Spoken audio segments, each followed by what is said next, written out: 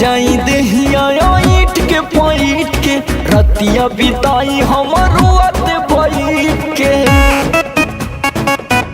ए सखी रही जाई देहिया ईट के पैट के रतिया बिताई हमर रुआत बैठ के। केकरा से कहीं भीतर के मरम दम घुटाता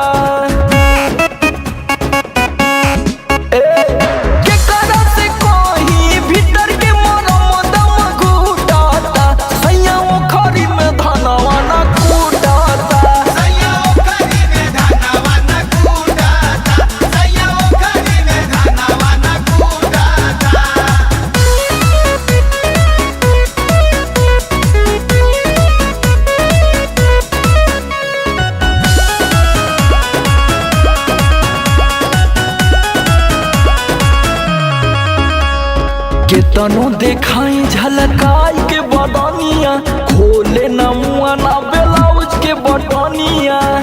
ए सखी बबलुआ काम ना करेला का। केतनो देखाई झलकाई के बदनिया खोले न